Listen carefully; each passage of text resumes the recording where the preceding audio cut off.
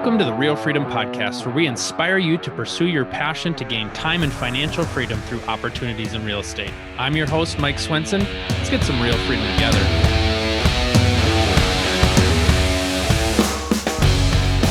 All right, welcome everybody to another episode of the Real Freedom Podcast. We talk about building time and financial freedom through opportunities in real estate, and today's guest truly is a great example for that. And one of the things that we maybe don't talk enough about on our show is how real estate can fund your life, how real estate can really help you get what you want in life. And we know that there's a lot of parents on this that listen to this podcast. And so our guest today, Jim Sheils, is going to share a lot about how real estate has helped fund everything else, how it's built everything else. And so not only is he great in the real estate space, but he's also great in the dad space, building a life space as well. And so a little bit about him before we jump in. Jim's a real estate expert with extensive knowledge in build to rent, which we haven't talked much about. So excited to dig deeper in there. A partner at Southern Impression Homes, a company that specializes in building rental portfolios in Florida's high growth markets for individual investors and institutional buyers. In addition, Jim is the co-founder and co-owner of 18 Summers, along with his wife, Jamie, which provides family education services to entrepreneurs and professionals seeking to strengthen their family relationships while succeeding in business, and also author of The Family Board Meeting. The third edition just came out, #1 Wall Street Journal bestseller. So congrats on that. And also the Passive Income Playbook. So we've got a lot of stuff to talk about, Jim. So welcome to the show. Hey, thanks for having me, Mike. Good to be here. Go ahead and just get started. Share a little bit about the background. Obviously, we'll dig into the build to rent stuff at the beginning, and then we can chat more about kind of the family dad stuff later. But walk us through your career. Yeah, I started 24 years ago in California, actually. I remember my first property, a 3-family house, putting in the offer at $152,000 and hyperventilating in the kitchen of my rental property. I'm like, what the hell am I doing? I don't have $152,000. Wow. And that was the start of getting into real estate full time. I just cut line with my job and really went all in and started to fix up houses and resell them to first-time home buyers, and then started to hold them as rentals. And then saw the fundamental shifting. California didn't have the best landlord laws or tax laws, so looked at Florida and came here in about 2004, 2005. Survived the meltdown, and bulk foreclosures became our business, buying, fixing, and holding renovated foreclosures, also working with investors to help them build portfolios. And that went really well until about 2014. The market here in Northeast Florida became very hot. There was a lot of people wanting to get in and find fixer-uppers. And my now building partner and I, who were investor friends, said, what if we could build our own investment properties for us and our investors instead of just stick to only the old fixer-uppers? And that's where the build to rent model for us was born. And so 9 years later, we've built over 2,000 properties, have over 850 active investors in our company, which creates about 44 million in recurring revenue every year, and about 700 million under asset management right now. So and that created about 165 million for equity for our investors. So, and that all came through the build to rent. So it was an evolution of just a need. And today we're in about 14 different markets in Florida, and we build in high growth areas, that have population growth, economic growth, good affordability indexes, healthy supply and demand, and some draw, some desirability. And we stick to the residentials, simple properties of single families, duplexes, and quads. And it's been a great model to take away a lot of the headaches that I used to find in fixing up older properties that I'm sure we'll talk about today. And that's what I spend a lot of my time doing, along with spending time with my family and our education company for families. Well, and as a real estate agent myself who helps work with investors, a lot of times being in the Minneapolis-St. Paul market, I hear our investors say, we'd really love to have properties that are 1965 or newer. And I say, that's fantastic. The reality is Minneapolis and St. Paul, most of the multifamily housing stock was built in the early 1900s. And so you've got properties where it's 125 years old. And along with that comes a lot of maintenance, a lot of stuff that's outdated. Now, once we get out into the suburbs or we get into some of the other larger communities around Minnesota, we can find stuff that's newer. Yeah, talk through that balance of being able to do it affordably. I know that's the concern for a lot of people, is it's like, hey, I'd love to build something new, but at the same time, how do we do it in a way that it hits the numbers that we want to hit? Yeah, it is a tough learning curve to start, because you're going from an existing property to new construction, and new construction has a good amount of more steps to it, getting the land approved and the permits approved, and going ground up. One of the keys that we've been able to hit at a level now, which we couldn't at the beginning, Mike, is we do a good volume, and volume has privilege. So we now self-build, so we're our own builder. We're able to get better deals, not of national building companies, but pretty dang close for our pricing on materials and subcontracting. So one of the keys to us was having, either, if you're just starting out with this, a really good builder contractor you can trust, and then the goal would be to get to a capacity where you're doing it on your own and you're able to get those, better access to materials and labor. So that's been absolutely, key for us. So how does that work out with the numbers? Just kind of rough numbers, sharing what that would look like in terms of, your construction costs and then the rental costs, and what that would look like for a potential investor. Yeah. So we look at properties now between about 240,000 and 800,000. So that's 240,000 for a starter single family home, new construction, all the way up to 800,000 for a quadruplex, which is 4 units under one roof, of course.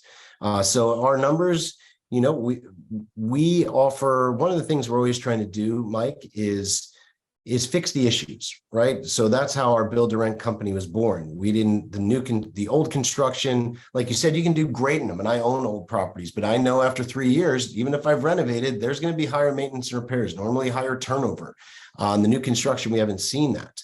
So that's a really important difference of why we do what we do. We also figured out financing. So we have in-house financing for our people. So that's one of the most important things I think that we offer to solve the issues. So with the in-house financing, that helps the return on investment, because if we're locking people in at 4.75 opposed to 7%, well, that can get us to the numbers. So even on being new construction in nicer areas, we're getting a 5 to 7 cap, and our cash flow is, ranging from, normally 6% to 10% cash on cash return. So again, we're at that stable, productive level of what we're trying to get for. And one of the most important things, when I went into it, I'm sure you heard people talked about the 1% rule. I used to get the 1% rule on fixer-uppers in more marginal areas. We found, after comparing 2,000 foreclosures fixed up to 2,000 new construction in better areas, the overall longevity, growth, and performance is much better. So what you sacrifice in cash flow in the beginning is rewarded in less headaches and just in the growth in a few short years. We've seen a much better standard of growth with the rental on these new constructions than we did with our older properties. Yeah, and you bring up a good point in terms of tenants wanting to stay there longer because it is new. And so you find, I would say, maybe some hidden costs or some things that you plug into a calculator to kind of come up with your utopian ideal situation. You're not going to have as much of the CapEx expenses, not as much of the property management expenses, because ideally you're not going to have that toilet needs to get fixed or something like that pops up because it's new and it should last a little bit longer. So is that something that you communicate with your clients and share these things and help them tweak their budget or financial calculations a little bit to understand that, how this build to rent is so much different than somebody buying a 1900 duplex? Yeah. It's a different model. And so we actually designed something. People can go to jjplaybook.com. It was my wife and I. We wrote about our journey into real estate, with the old fixer-uppers, going to build to rent. How did we get to over $40,000 a month in passive income? And big component of that is the build to rent model. And there's reasons we've gone from, I hung up my rehab shoes 8 years ago. And why did we do that? How is it helping clients? So that's a great starting point that they can look up. But the bottom line is what we tried to teach on is what you just hit on. The first 3 to 5 years of owning a property, Mike, this is just a very pinnacle time to get it off on the right foot. Because if you're getting in at a good momentum and good fundamentals, as you own property for longer, for me, it's become easier. As long as it's well managed and in good areas, and you have a real wind at your back. But those first few years are super important. And what I've seen a lot of new investors get swallowed up on is they get into a tough area with deferred maintenance. And when they do that, it's just this avalanche of maintenance, repairs, turnover, turn costs, and they just throw in the white flag. And what I found is it's called my brother-in-law rule. People say, what advice would you give to your brother-in-law? And again, I caveat this, I really like my brother-in-law. So you want to give this is a brother-in-law you really like. I always say it sounds really cool in the things that, I've done over 1,000 rehabs and own hundreds of properties. But if I went back, Mike, I would own less of better quality with less leverage. That's just because when '08 hit, we all felt the pain. And I'm one of the luckies who was heavily invested in Florida and California that survives, because I saw a lot of people go bankrupt.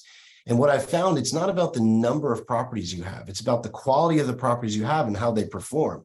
And sitting here today, compared to 10 years ago, I have a lot less properties than I used to own, numbers wise, but I have way more equity and way more cash flow than I ever have. And that's been the big lesson with the build to rent. There's not it's a little bit higher buy-in, but I'm now looking for quality over quantity. I'm not as concerned about getting into the hundreds of properties, because what I found is when I had that amount, if they're losing me money every month because of the things I just said, turnover and unexpected maintenance repairs, deferred maintenance coming due, it's not as exciting as you might think. In fact, it's quite painful. Now, for the build to rent properties, are you doing kind of one-off on vacant open lots? Are you doing more development type projects, or how are you deciding what to move forward with? Yeah, it's a great question. And we do both. So I was taught of that old school mentality when you're buying a rental, it's great to go where there's a mixture of home ownership and renters, right? It's normally a better stability, better resale ability. So we buy infill lots. So we'll go to an established neighborhood in whatever market we're in, Jacksonville, Palm Coast, Southwest Florida, and we'll buy lots in a good established neighborhood. So now those neighborhoods have a great mixture of percentages of homeowners to renters. Those do really well. Now, what we'll also do, since we do have a whole land division now, our team has grown, holy cow, to 170 people, and we have a whole land division. So we buy bigger tracts of land. And that land we'll develop. So one project we did, one of our larger ones called Panther Creek. It's in West Jacksonville, defunct golf course. Took a few years to get it. It was developed into 1,000 lots. And we sold about 850 of the lots to national home builders. We work with some national home builders that buy lots off us because we're always buying land and they like finished lots. Well, we sold them 850 of the lots. So they're going to put their nice houses up for owner occupied. And then we kept scattered throughout 150 lots for ourselves to build our build rent. So we normally, if we're going to buy a bigger development like that, we will sell some of the lots to national home builders. So they're building well around us with owner occupied, and then we fill in. Now, some of the stuff that we do for quad communities, we'll build, a 15 building quad community, and sometimes it'll be a family office, or we'll offer some of that to individual investors. Sometimes an institutional buyer will come in, but those will be all investor owned, if that makes sense. If you're going to be in a quad community, it's going to be all investor owned. So the investors, how do you kind of match up the investment opportunity with the project that you've got for people that are interested? Yeah, well, we've had a growing sales partnership program for quite a while now. What I learned was when I first was doing the bulk foreclosures in 2008, 2009 here, a lot of people wanted to be in Florida. And since I had contacts out on the West Coast, since I had been there, it seemed like west of the Mississippi and more expensive areas, there were a lot of real estate groups and brokerages that if someone could be on the ground in Florida, they had investors that wanted to buy there. So we continue to build. I mean, that's something, You might say, gosh, we love Florida. We have investors. So we do partnership agreements with lots of different brokers and realtors through our program. So what we'll do is they get referred to us through our sales partners. And then our property consultant team just goes through, what are you looking for? What do you have to invest? What are your goals? And then we'll kind of play matchmaker to our markets and our prices. A lot of people might say, great, with where you're at and how you're wanting to grow over the next 2 years, you might want to start with just a single family home or a quad or a quad and a single family home. It depends on the people's what they're looking to do and their overall goals. But we try to match that to the portfolios that we've built. And again, we have a great track record and case studies of many portfolios we've built for out of area owners. That's great. I tell my investors too that I work with, my goal is to be the matchmaker, and it's really understanding their needs, their preferences, their timelines too, and finding properties that fit when they're looking to, maybe get out or they want to hold it for a long time. So yeah, being as large as you guys are, you have lots of opportunity, and it's just finding that right fit. Yeah, the right fit and the right service. Again, it's been an experiment since the beginning. When we first started doing this with foreclosures, investors said, hey, can you get me a foreclosure? And I'd say, okay, well, here it is. Can you fix it? Great, we can fix it. Okay, well, you're going to need a loan, right? Yeah, well, who do you use? Okay, and insurance, who do you use? Management, who do you use? And so we just basically built up our own team because we knew there was always going to be the question of, well, who do you use for financing? So we always have a list of preferred financing people. Who do you use for management? Well, we have our own management company now. So we try to answer all those questions that we know are coming so that they don't have to ever guess where the next solution comes from, if that makes sense. And I'm assuming you find with the people that are investing with you, and this is the same thing that I tell my folks is, if you do a good job with the investment, they're just going to want to continue to invest. And so you build that good relationship. And that's where I think a lot of times I hear people asking about, I'm looking for money, or I'm looking for finances, or I'm looking for capital from people. And you have to understand you're trying to build a long-term relationship with them, because if I'm doing a good job stewarding your money, you're going to want to continue to invest with me. And so for you, hey, if I put my money with you, you do a great job with it, you're probably going to have first dibs on the next money that I have available, right? And that's the goal. Our most successful clients, I'd say, yes, we work with the larger family offices or institutions, but our individual investors, that's where I really enjoy. And we have, like I said, closing in on 1,000 of them. The most successful ones normally buy between 3 to 8 properties.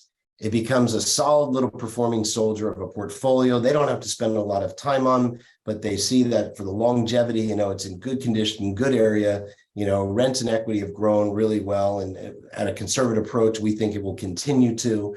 And that's what we want. So if you do a bad job on the first 1 or 2 properties, you're not going to get that most successful client to 3 to 8 properties. There's no way. So we look really wide range on that. Like, we don't ever look at a client as one property, even if that's all they can afford, because we know we want to get so many to that best performance level of 3 to 8 properties. Now, do you also do in-house property management, or do you have vendors that you work with and refer to, or? We do property management. We actually made it a requirement for a long time, because that first experiment we did back in 2014, we let people self-manage in a small 28 house development we did, and they didn't screen, they were out of area. And, you get a few bad tenants in that small of a new area, it can be pretty painful. So what we actually did is we were requiring management, because we were actually in management before we were in building. And my now building partner, him and his father had a good property management company. They managed my personal portfolio, and that's how all of this kind of was incepted. And so we take management very seriously. So we usually requirement for the first 2 years. Now we're more loose on that. But the good thing is we have a retention of like 98% on past the 2 years. So we do like to fill in that piece of the gap, because most of the people we're working with, and I'm sure you are, Mike, they have a successful business or a busy professional with a successful practice or service, and they want to be involved in real estate, but they don't really want to get their hands dirty. They don't want to be bothered with the calls. They're not wanting to be problem solving on it all the time or spending a lot of time. So So management is absolutely key. If you can buy a property at 50 cents on the dollar. If you don't have management in place, you could still lose money. And so that is one of our most important pieces, I think, is being able to not only build a new home in the right area, but manage it the right way. So can you talk a little bit as an entrepreneur running a business in real estate? And obviously you've been in a long time, the market's changed, things have ebbed and flowed.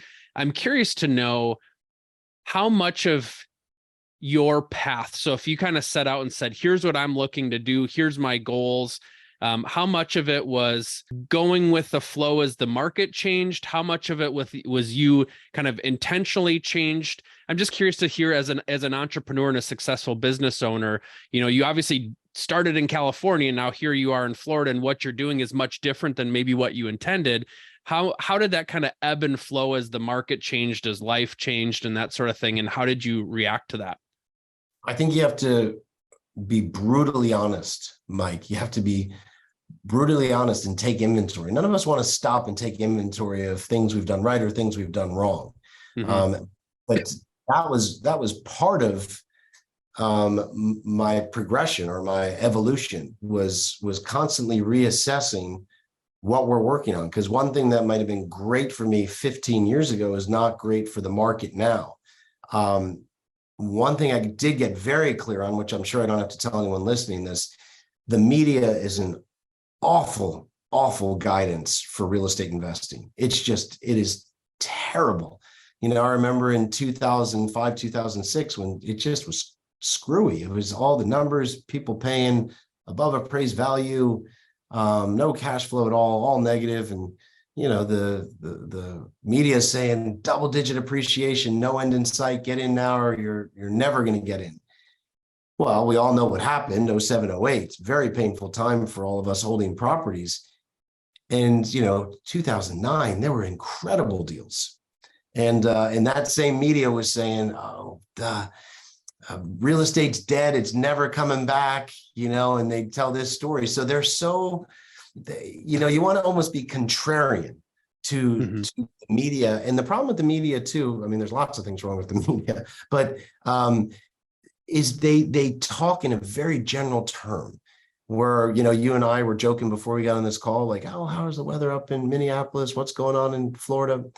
You and I don't average the weather for you today and me today and just determine how we're going to dress, if that makes sense. And when you talk about the national housing average, it is very similar to the national weather average. That if you combine Minneapolis with St. Augustine and New York State and Seattle, that doesn't really tell you how to dress for the day. And what I've learned is real estate is very localized. So wherever you're investing, you have to look at the statistics and the number for that area, because contrary, I knew areas in 08, 09 that were doing great. There were some markets that they didn't feel anything, when I was going through pain, and then vice versa. So you really have to look at the individual market and the fundamentals there, and don't worry about what the media is saying or what the general numbers they're giving. Dig in on your particular fundamentals for the area you're wanting to invest, and that's what you should pay attention to. That's been a huge lesson for me, to keep sanity and also to get the best results. And you can't be afraid, Mike, to burn your ships. I think that's the old Napoleon Hill thing. It was pretty scary. I mean, to hang up those rehab shoes. I mean, I only knew one way to make money, Mike, and that was to find a fixer-upper, fix it up, and rent it or sell it. That's it. That was my whole niche to wealth. And to say I'm not doing that anymore, I'm cold and out in the wind.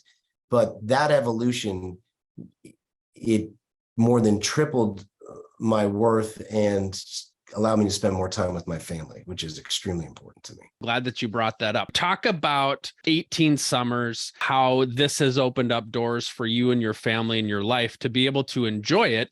I know you also have a place in Costa Rica, and you're very intentional about your time with your kids and also having board meetings with your children too. So talk about that. Yeah, Mike, there's so much good information out there for guys like you and I of how to build a successful real estate investment company, to be a top performing realtor, to run a business. There's not a lot out there for investors and entrepreneurs to succeed at home. there's just not a lot of info on it. And, you can look at it, or at least not designed where you don't have to be a family psychologist or therapist to understand what they're telling you to do. And look, both of those have a great meaning and purpose to them, but sometimes you just need to simplify the sciences and give people an easy playbook to follow. And I was determined to do that for myself. I have 5 children now, ranging from 2 to 20. So, I'm busy and I don't want to miss that time. And a mentor of mine told me, years ago, do those first 18 summers right. You only got 18 summers with them. They're still going to be your kids after that. My kids are grown now, as you know, and they keep coming back because I did those first 18 right. But let me tell you, there's nothing like those first 18 summers. He's like, you can't buy those back. Anyone that's telling you to put your head down for the next 5 to 10 years and get back to your family like after that, and they'll understand it's a horrible, horrible recipe for disaster. And I want to see deposits of quality time along the way, memory making along the way, simple rhythms that keep you grounded at home so you don't feel like a stranger or a part-time disciplinarian or even just an ATM machine that shows up once in a while. That's a terrible thing, and I didn't want to live like that. And so I was real intentional about setting some rhythms in my life and I shared that into a book that I didn't even feel comfortable sharing. And all of a sudden it got a following. I was doing talks, and now re-release were a #1 bestseller on the Wall Street Journal list, which it sounds weird to even say, Mike, because I thought this is just too simplistic. This is no one's going to find this important in the business world, this emphasis on family, and very, very happily, I was wrong. So our whole mission with 18 Summers is we want you to be successful in business and at home. And there's some simple, effective ways to do that. And that's what our book talks about. That's what, our talks, retreats, and workshops talk about, is let's enjoy it along the way, because I've worked with thousands of families now, and some of the most painful regrets that I watch. And these are people with huge balance sheets that would give it all back probably for a second shot. So knowing we don't get second shot, let's do it first, right the first time. Yeah. And as a dad so I've got 3 boys, 11, 9, and 5, right in the middle of it. And, every night this week outside of Saturdays, we've got kids activities and playoff baseball tonight for my 9-year-old. And I get to be an assistant coach, which was something that even this year I decided to step up and to coach. I'm a very competitive person.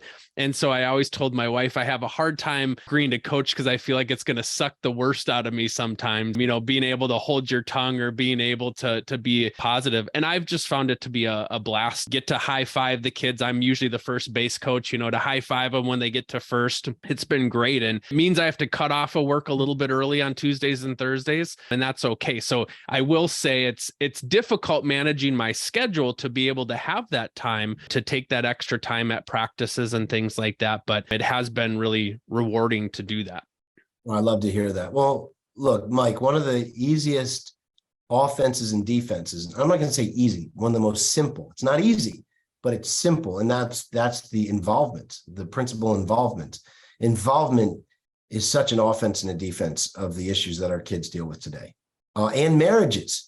And so involvement is key, and you're doing that, obviously, with the activities. The second thing that I'll say to help with that involvement is to also weave in the one-to-one principle and the tech fasting principle. And that's something I talk big about in my books is, if people hear nothing else today, it's just to hear this one thing. Get one-on-one with each member of your family on a consistent schedule. With your wife for date night, which we talk about, and so many people overlook the power of that and how it can be set up to really foster and facilitate a deeper marriage, deeper love. And so many people just don't do it. And then even one-on-one time with each of those kids, because I don't need to tell you, all 3 of those lively boys come from the same spot, but they're very different. And they vie for that attention. And Mike, man, it's the best way I can describe it when I get one-on-one with my kids and I set these one-on-one dates, and we'll get into the tech fasting in a minute, but my phone's uninvited. No one's getting me. No one. It's just us. No one else is invited. It's like that scene in the first Spider-Man. Remember Tobey Maguire when the big bully's coming to punch his lights out, and And he sees the punch so slowly coming. His awareness is just so evolved there. And that's what things just slow down. And you have this complete awareness that you're there with someone in great importance in your life. And that's where individuality starts to come out, and you can see it. That's where gifts and talents and deeper conversations that we want our kids to have with us instead of their friends or the internet have the chance to come out, and you have a chance to have fun on their terms.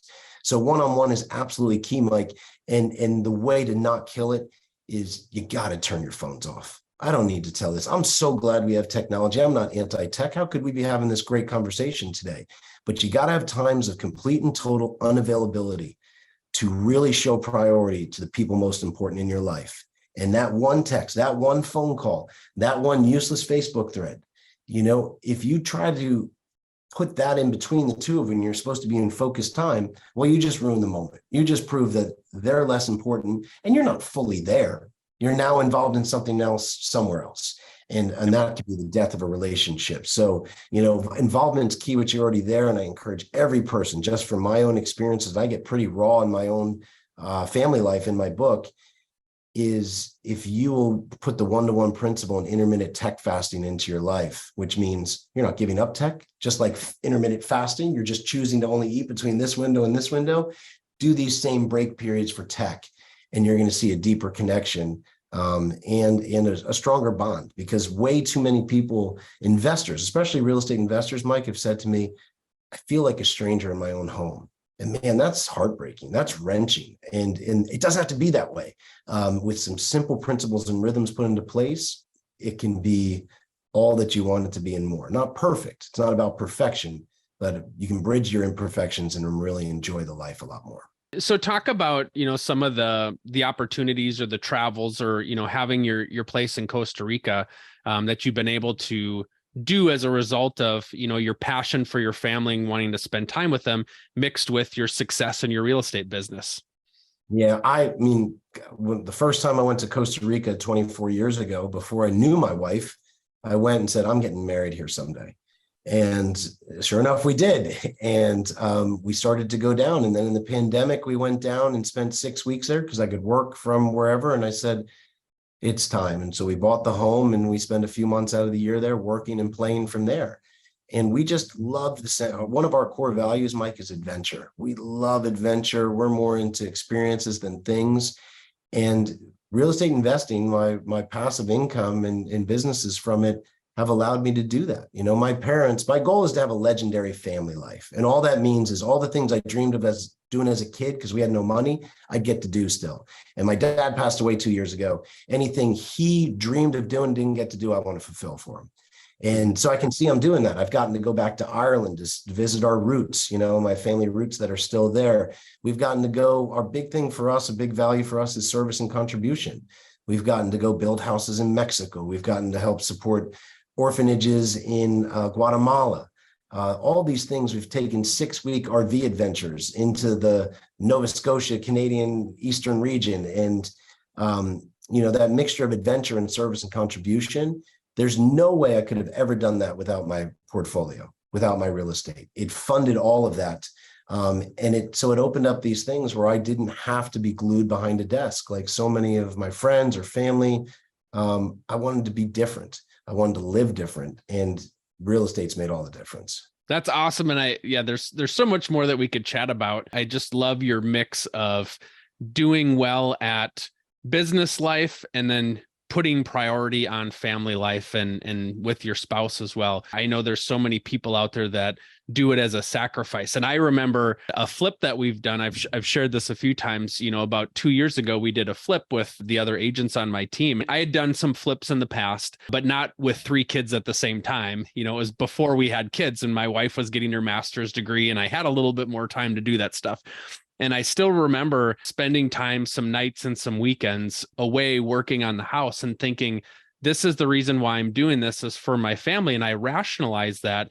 And then I realized once we got done with the flip, how much pressure and stress my wife had as a result of me being gone nights and weekends working on it. And so I'm thinking like, this doesn't line up. Like, I feel like I have to sacrifice something to get what I want financially, but I realized that I sacrificed the wrong thing. I wanted more time with my family, but to do that, I actually gave up more time with my family. And so then that helped me kind of course correct and realize, okay, what I want to do in the future with my real estate investments is not going to be something that takes me away from my family. And so that was a life lesson for me.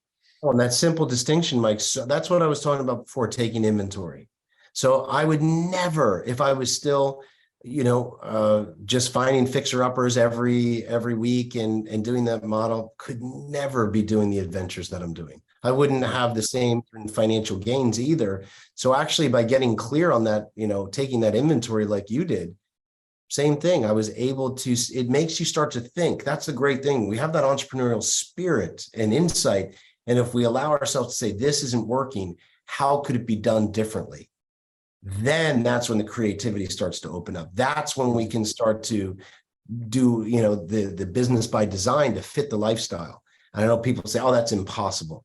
Look, if someone told me 5 years ago, you're going to be able to live in Costa Rica 3-4 months out of the year and run an even bigger business, I would have said, you're insane. I would have said, you're absolutely crazy. I remember getting to go down for a week and a half and being like, oh man, I mean, there's no way I could be here longer. But I think, like you said, taking that inventory, Mike, and saying, okay, this way doesn't work. How can it work?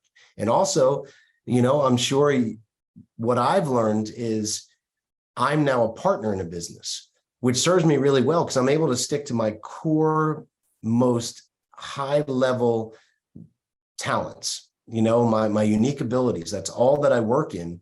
And I'm doing better now. And it's not even my own business now. I'm a partner in SI Homes, which serves me really well and serves them really well. So there's always different ways to skin the cat. And I think if you're not willing to evolve and course correct, like you just said, then you're not going to get what you're really wanting. And for you right there, it sounds like it was more time with your family.